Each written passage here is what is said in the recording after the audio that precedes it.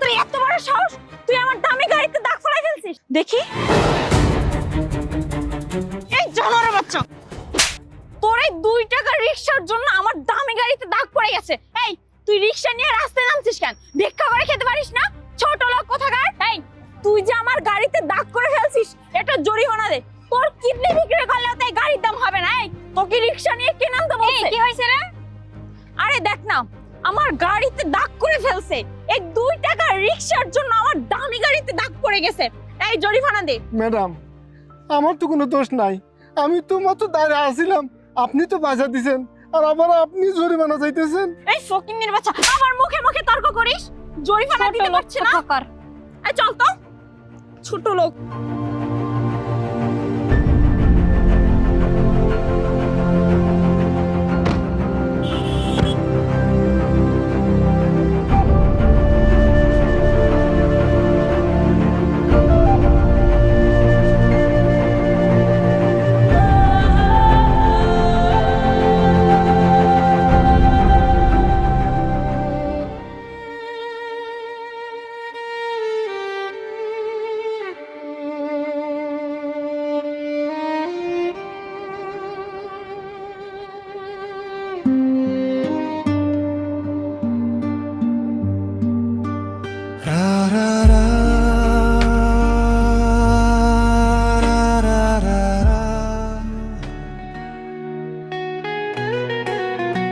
আচ্ছা বাবা, আমি মাঠে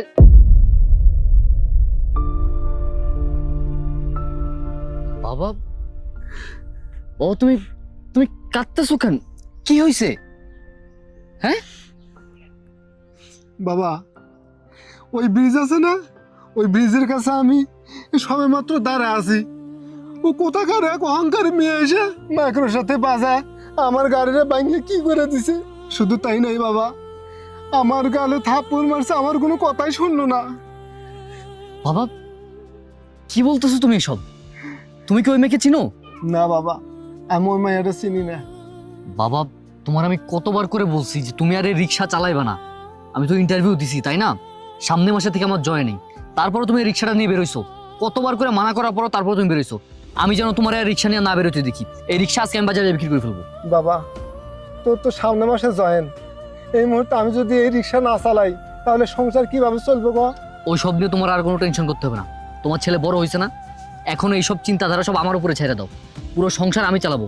তোমার যেন আমি আর না দেখিয়ে রিক্সা নিয়ে বেরোতে। চলো হসপিটালে যেতে হবে তোমার নিয়ে। রিক্সা ধরো। বারবার নিষেধ করার পরেও রিক্সাটা নিয়ে বের হয়েছে।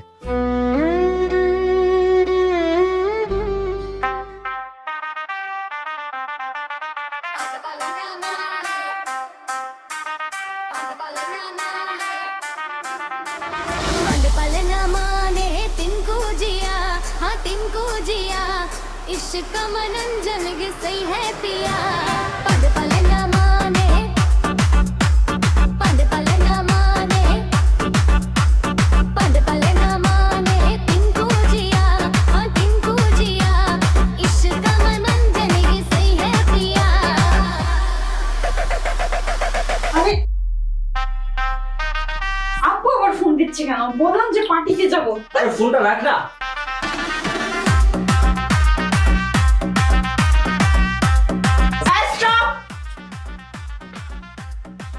রাখবো? কি বলছো তুমি এসব? আগুন লাগছে মানে? আচ্ছা ঠিক আছে ঠিক আছে দোস্ত, তোরা থাক, আমার বাসায় যেতে হবে। আরে দোস্ত শোন না, ওর জন্য পার্টিটাই নষ্ট হয়ে গেল।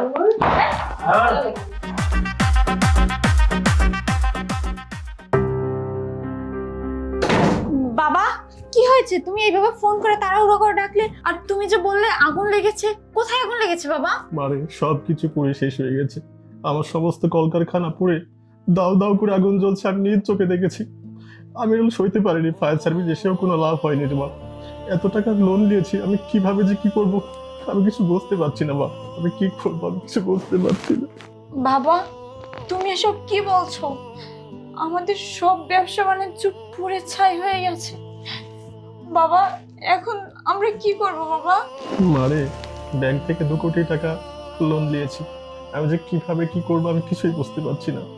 আমাদের সাথে এমন হলো, আমি বুঝতে পারছি না এই কাজটা কে করেছে। আমি কি করবো রে মা?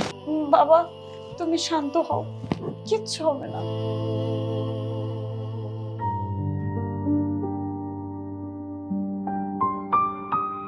বাবা তুমি এখনো চিন্তা করছো? সবকিছু ঠিক হয়ে যাবে, তুমি এত টেনশন করো না। তোমার তো আবার হার্টের সমস্যা আছে। কিভাবে ঠিক হবে রে মা? শেষ সম্বলটুকু ছেড়ে দিতে হবে। ব্যাংক থেকে ফোন দিয়েছিল, বাড়িটা নাকি ব্যাংকের আওতায়। আমার টাকা পয়সা, গাড়ি বাড়ি, মিল কারখানা সব পড়ে ছাই হয়ে গেল। সবই আমার কপাল রে মা, সবই আমার কপাল। হয়তো বাড়িটা ছেড়ে দিয়ে ভাড়া বাসাতে উঠতে হবে আমাদের। বাবা শেষ পর্যন্ত বাড়িটাও ছেড়ে দিতে হবে?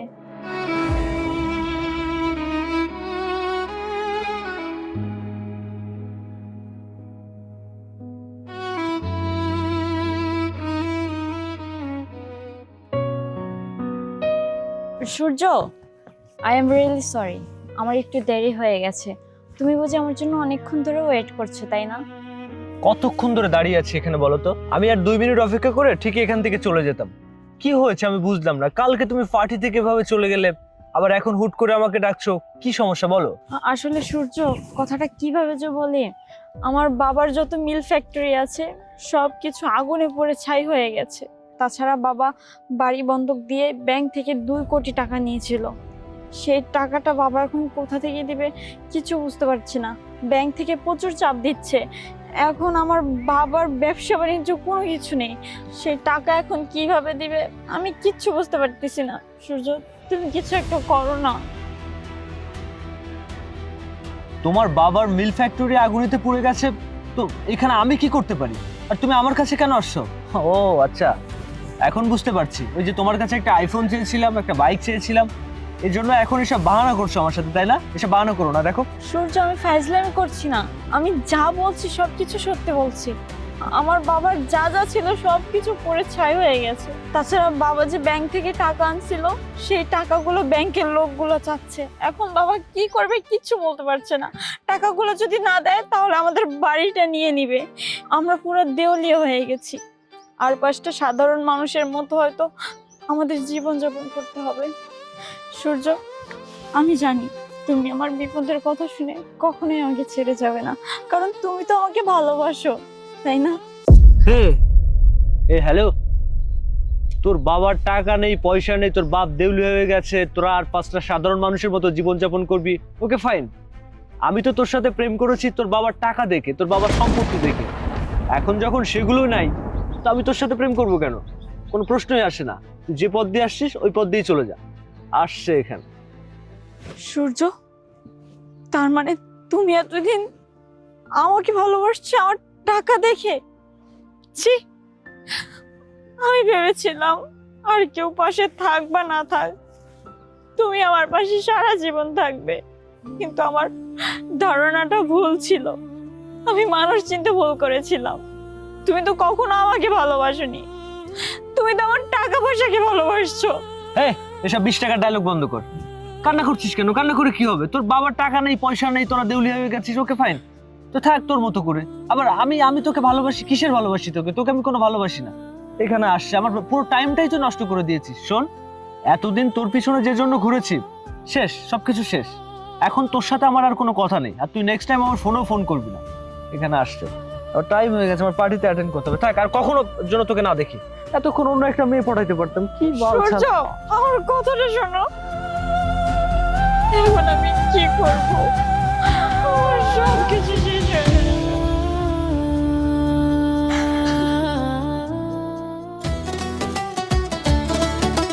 বাবা, আরে রাখো তো তোমার এসব কাজ কাম। বাবা, আজকে আমি অনেক খুশি বাবা। বাবা, তোমার জন্য আজকে একটা সুখবর আছে বাবা। বাবা রাজু, তোর কি হয়েছে? তুই আজকে এত খুশি? কি হয়েছে ক? বাবা, হ্যাঁ বাবা, আজকে আমি অনেক খুশি বাবা। আমি চাকরি পেয়েছি বাবা। এখন থেকে তোমার আর রিক্সা চালাতে হবে না, তোমার মাঠে ঘাটে কাজ করতে হবে না। সংসারের সকল দায়িত্ব সব আমার বাবা। তোমার আর কোনো কষ্ট করতে হবে না। আমি এখন অফিসের অনেক বড় বস বাবা। আজকে থেকে তোমার কষ্টের দিন শেষ, এখন থেকে শুধু সুখ আর সুখ। বাবা, আমি চাকরি পেয়েছি, তুমি কাঁদছো কেন? বাবা, এটা দুঃখের কান্না না, এটা সুখের কান্না। আমার ছেলে আজকে বড় একটা চাকরি পাইছে, এই খুশি আমি কোথায় রাখবো? আল্লাহ তোমার দরবারে শুকরিয়া। হয়েছে বাবা। আমি সারা গ্রামে মিষ্টি ছড়াবো। এ রহিম, এই করিম, তোর আয় দেখ আমার ছেলে চাকরি পাইছে। মারে তুই কোথাও যাচ্ছিস নাকি? হ্যাঁ বাবা। কোথায় যাচ্ছিস মা? বাবা, আমি একটা চাকরির ইন্টারভিউ দিতে যাচ্ছি। তাছাড়া এই নতুন বাসায় উঠেছি, নতুন বাসার ভাড়া, তারপর গ্যাস খরচ ইত্যাদি মিলিয়ে মাস শেষে 10-12 হাজার টাকা চলে আসে। তাছাড়া আমি যদি চাকরি না করি এই টাকাগুলো কোথা থেকে দিব বলো? তাছাড়া বাবা, অনেকদিন আগে একটা চাকরির জন্য কথা বলেছিলাম, সেখানেই আজকে ইন্টারভিউ। বাবা, তুমি আমার জন্য দোয়া করো, আমি যেন চাকরিটা পেয়ে যাই। চাকরিটা পেয়ে গেলে সংসারটা ভালোভাবে চলবে। মারে দোয়া করি মা, আমাদের যে এমন একটা দিন আসবে কখনো ভাবতে পারিনি। দেখ তোর মাটা অনেক ছোটকালেই মারা গিয়েছে, শুধু তোর দিকে তাকিয়ে আমি দ্বিতীয় বিয়ে করিনি। আজ সেই তুই কিনা চাকরি করবে আর আমি বাসায় বসে থেকে। বাবা, তুমি কান্না করছো কেন? তুমি কান্না করলে আমার খুব কষ্ট লাগে। তাছাড়া জানো বাবা, মানুষের জীবনে এমন কিছু হয়ে যায় যা কখনো হওয়ার কথা থাকে না।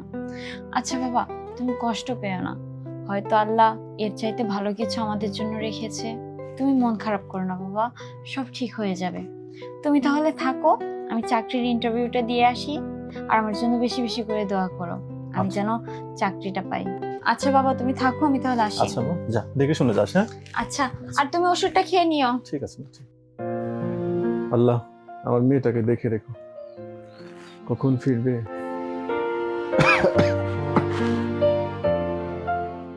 মায়া চৌধুরী, হ্যাঁ। আচ্ছা, আপনি তো মনে হয় আমাকে কল করেছিলেন, তাই না? জি স্যার, আমি আপনাকে কল করেছিলাম। স্যার, আমি অনেক দূর থেকে আসছি, অনেক কষ্ট করে। স্যার, এই চাকরিটা আমার খুব প্রয়োজন। দেখুন মায়া, আপনি যেভাবে বলছেন আসলে একটা চাকরি তো সেভাবে হয় না। আমাদের কোম্পানির কিছু রুলস রেগুলেশন আছে। হ্যাঁ, আমাদের এখানে একটা পোস্ট খালি ছিল, ওটা কি এখন খালি আছে কিনা আমি জানি না সঠিক, কিন্তু আমি চেষ্টা করে দেখবো আপনার জন্য কিছু করার। স্যার দেখুন, আমি সব জানি, আপনি চাইলে সব কিছু করতে পারবেন। তাছাড়া আপনি এই কোম্পানির বস স্যার, প্লিজ আপনি আমাকে ফিরিয়ে দিবেন না। আমার এই চাকরিটা খুব প্রয়োজন স্যার, আপনার কাছে দুটো হাত জোড় করছি স্যার, প্লিজ এই চাকরিটা আমাকে দিয়ে দেন। আচ্ছা, ইটস ওকে, আপনি কাঁদবেন না আমার সামনে। আমি আসলে মানুষের কান্না সহ্য করতে পারি না। আমি যতটুকু পারি আপনার জন্য হেল্প করব। আচ্ছা, একটা কথা বলি, আপনি ইন্টারভিউ দিতে এসে এখানে এরকম কান্নাকাটি করছেন কেন? এর পিছনে রিজনটা কি আমি জানতে পারি? হ্যাঁ স্যার, আমি আপনাকে কারণটা খুলে বলছি। এই চাকরিটা যদি না পাই, আমি আমার বাবার ওষুধ কিনতে পারবো না, আমাদের সংসার চালাতে পারবো না। আর স্যার, কান্না করছি কেন জানেন? এরকম অফিস আমার বাবার 10-12টা ছিল। কোনো একটা দুর্ঘটনায় আমার বাবার সব কিছু পুড়ে ছাই হয়ে যায়। আমার বাবা এখন সেই টেনশনে অসুস্থ হয়ে পড়েছে। এখন আমরা সব কিছু হারিয়ে একটা ভাড়া বাড়িতে থাকি। এখন আমি যদি এই চাকরিটা না পাই, তাহলে আমার সংসারটা চলবে না, আমার বাবার ওষুধ আমি কিনে দিতে পারবো না। এর জন্য আমি আপনার কাছে রিকোয়েস্ট করছি, স্যার এই চাকরিটা আপনি আমাকে দিয়ে দিন।